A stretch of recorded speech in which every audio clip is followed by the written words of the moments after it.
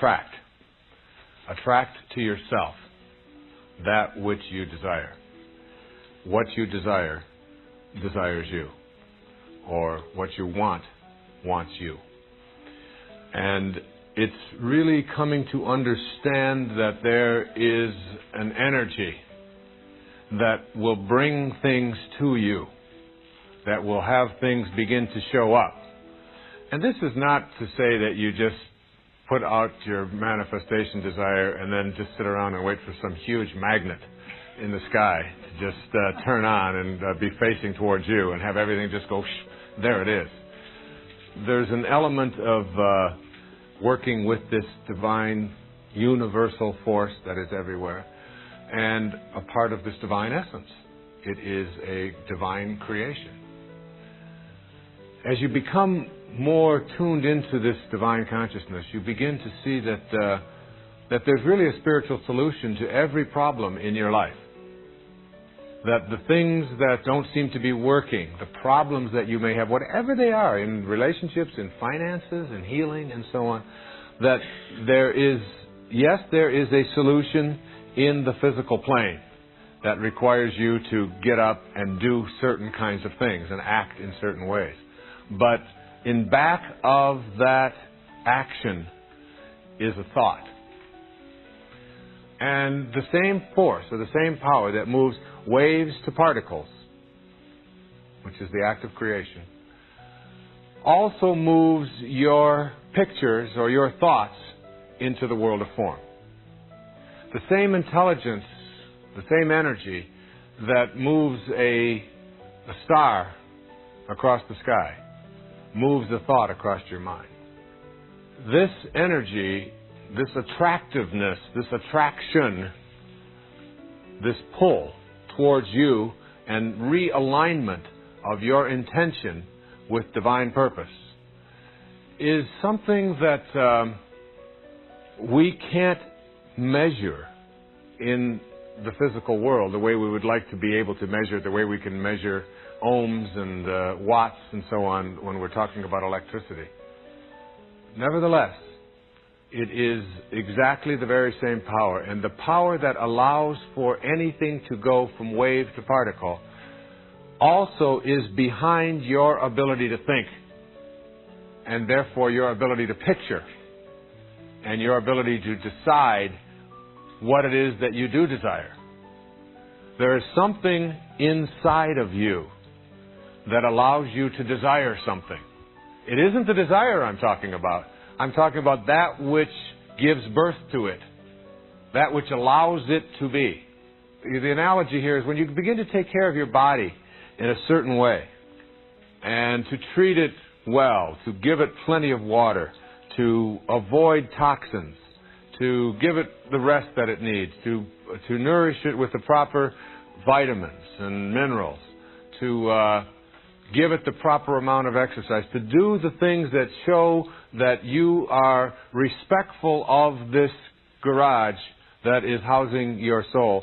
It becomes automatic.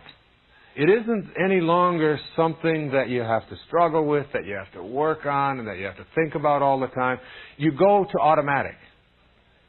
It's a lot like writing also, and creating, and painting, and music. You know, when Picasso was interviewed about his painting, and they asked him, how do you paint? He said, when I go into the studio, I leave my body and my mind at the door, the way the Muslims leave their shoes before they enter the mosque. And I just allow my spirit into that world. The spirit, this soul, this force that I have talked so much about in this whole entire program, is really a power of love that you feel in your heart. It isn't something that you process with your mind. But when you understand it and know that it is an energy that is working, that brings things into the world, into your world, realigns you, if you will, with what it is you'd like to create or have for yourself, you begin to cooperate. See, this divine intelligence will cooperate with you. But again, only if you feel that you're worthy, and only if you know that you and it are connected. The minute you sense any sense of separation, it shuts off. The minute you place an obstacle there, it will shut off. I'll give an example of how this energy works in overcoming some of the things that are struggles for most people in our lives. Most of us have addictions of one kind or another. Almost everyone suffers from some form of addiction. And when I say addiction, I'm talking about something that seems to have more power or control over us than we would like if things were to be perfect. So for some, it's sugar. For some, it's alcohol. For some, it's drugs. For some, it's food. For some, it's approval. Needing to be a part of the tribe. What will they think? Remember the mantra of the tribe. In terms of understanding this as a power and as an energy, I would like you to think of back to the room that I talked about earlier. And your back is against the wall, and everything to the right, even though we know that it's all one. Spirit, God is in everything. Okay? But for purposes of seeing it here, listening to it here, we go back to the room, and everything on the right represents the physical world. Now let's look at an addiction. Something that owns us. There are three aspects to an addiction. It's going to be an addiction to money. It's going to be an addiction to power. Also anything at all. For many in our culture, it is to drugs and to alcohol. A problem that we are going to have to resolve, not with legislation, but with a new spiritual awareness. The only thing that ever has seemed to work for getting people off of addictions is AA, Alcoholics Anonymous, which has as its base spirituality, God. Finding the solution to that which controls you in something other than that which is external to you. Finding it within yourself. And I speak from experience. Today I am a camel. A camel is an animal that starts his day out on his knees, and it ends its day on its knees. And it can go 24 hours without a drink. And there was a time when I didn't and I couldn't. And I played around with substances. And I played around with alcohol. And I drank it every day. Not enormous amounts. Never in serious trouble like DUIs and things like that. But just so that it was just a part of my daily life. And then I found as my life and my work moved more into a spiritual dimension, that it became less and less important to me. And I found that I was able to sort of notice it and observe it and no longer be attached to it. So that if you look at an addiction from everything to the right-hand side of your room in the physical plane, there are three aspects of it, all of which are in the physical domain. There is the craving, there is the craver, and there is that which is craved. And all of those are on the right-hand side of the room. The craver is the person, the body. The craving is the thought, the image. I want that, I need that, I must have that. It's different from the craver. And that which is craved, which is external to me. The cocaine, the marijuana, the drugs, the sugar, the hot fudge sundae, the whatever it is.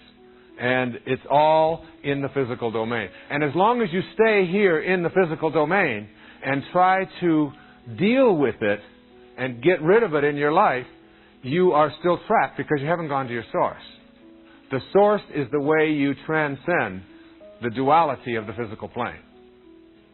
And so, when you go to your source and go to the left-hand side of the room and become your source and now become the witness and observe that and just notice it and just put your attention on it and just watch it with love, which I'll be talking about in the next principle, and just observe it from a perspective of I am connected to that, it is me, I have become it, and I can also transcend it and go beyond it by just putting my attention on a new aspect of myself, which is pure.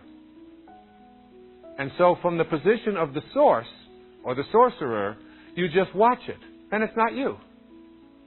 You're free from it. You are just noticing, oh, there goes Wayne again. He's going to have another beer.